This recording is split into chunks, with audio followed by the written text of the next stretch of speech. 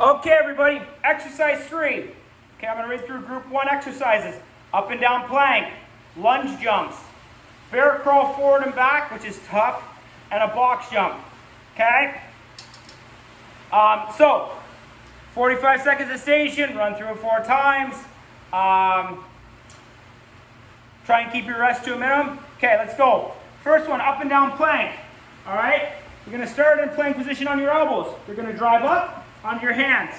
Okay? Then back down. Whatever arm you drove up with the first time, try and use the opposite. Okay? So your hands should be directly underneath your shoulders. Create a straight line down from that shoulder. Okay?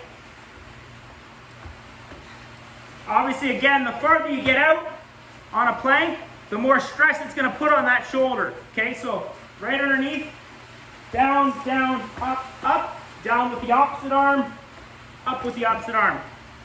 All right, up and down planks. You get tired, just hold the plank. You get really tired, just hold a plank on your elbows. All right.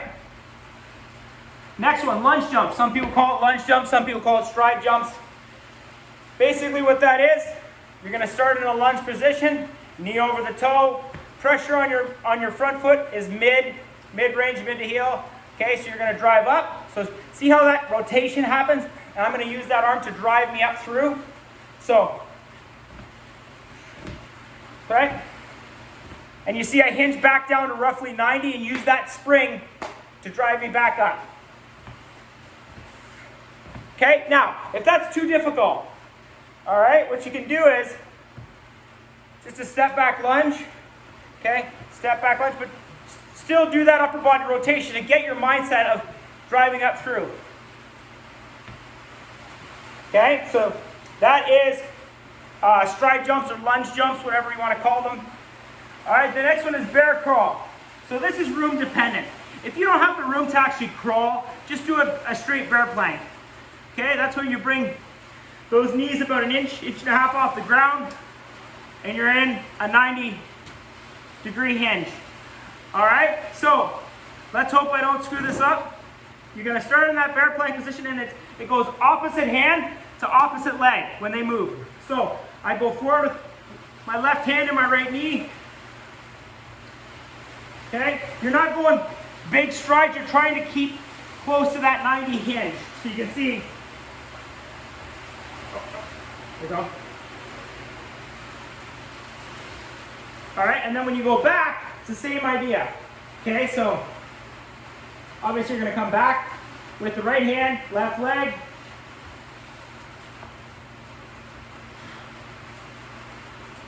Okay, going backwards is difficult. It's going to take time. Like even you saw there, you have to really, really think about it. And I do them frequently. So if you can't get in the beginning, don't get discouraged.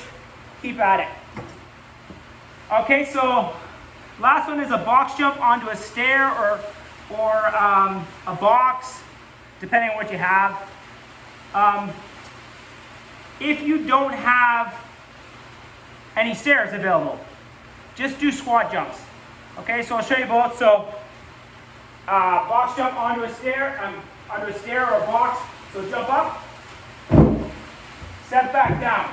Okay, did you see how I cushioned that? I didn't land solid. Any exercise you're doing, make sure that hinge that you're creating does not hit down hard. We're always trying to cushion that landing, and a lot of times we'll use that as an explosive movement back into an exercise. But for now, with the box jump, just make sure that landing is soft. Okay? And you'll feel it. If you hit hard, you'll feel that through your joints. That's not what we want.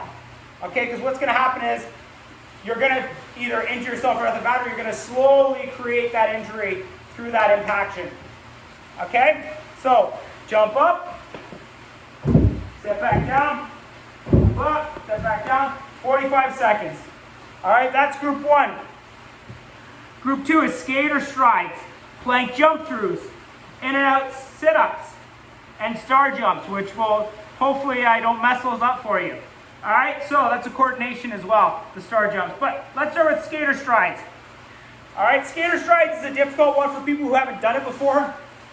But basically, what you're trying to do is you're trying to learn body balance. So where you're going to utilize this essentially is, say you're in an altercation, right, where there's that push and pull happening. If you can start to learn body awareness and body balance, it will help you in situations like that, to apply as much pressure as you need based off of the push or pull force that's happening. Okay, so skater stride, you're going to start on your outside leg, you're going to drive. So see how I rotate that arm back? I always call it that running arm. I'm going to rotate it back and drive it through. So rotate back, drive through it. Now, if you have to put your foot down, you can put it down, catch, opposite way. Now, what the ideal is this right here.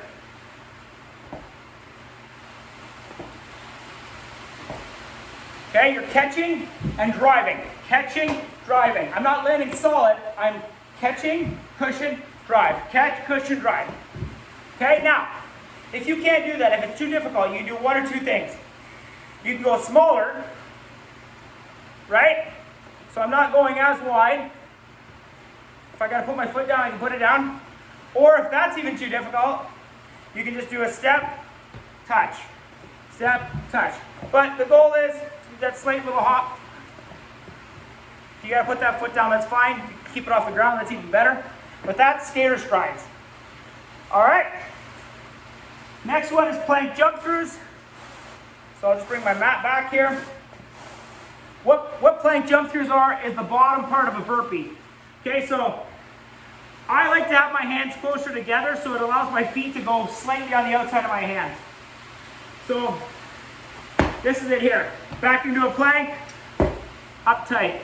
Back into a plank, tight. So the big thing with that is when you come up, make sure your knees are over your toes. If you want to go wide like that, that's fine, but don't let your knees come in. Okay, so really lock those hips, glutes, core, shoulder blades back. So when I land, see how they're over my toes? Okay, so if you want to go even closer together with your hands to keep your feet close, that's fine too. But that's it. You're just going out, in. Okay, that's your plank jump throughs. Next one, in and out sit-ups. Okay, so your in and out sit-ups are here. So the easiest one, keep your hands down and use them for stability. So you're just going in and out. Try and pull that core tight when you bring those knees up, back up. Tight, back up. Now, if that's too easy, hands up off the ground, use them to pull that core tight. All right? And if that's too easy, you can go right into a V-sit. Okay? All right, but the choice is yours. There's a progression there. All right? Last one is a star jump. Hopefully I don't make a fool of myself here. So, again, your cushion it has to be light. So you're not landing solid. You're cushioning that landing. So, you're going to start down in this position, right? You're getting low to use that drive to spring you up. Okay, so it's here. Okay, so I'm back into that cushion position. Back into the cushion position. So I'm not landing solid, right? When I come down, I'm cushioning, driving back up, cushioning. Okay? If that's too much, just do smaller jumps. So. Okay? Obviously, I'm not used to doing the small one, so I get thrown off. So you got to really think about it. All right? So that's star jumps. That is group 2 of your exercises. So run through group 1 4 times, 45 seconds a station. Group 2 4 times, 45 seconds a station. And that is your third workout from the week. If you have any questions, let me know. Have a good workout.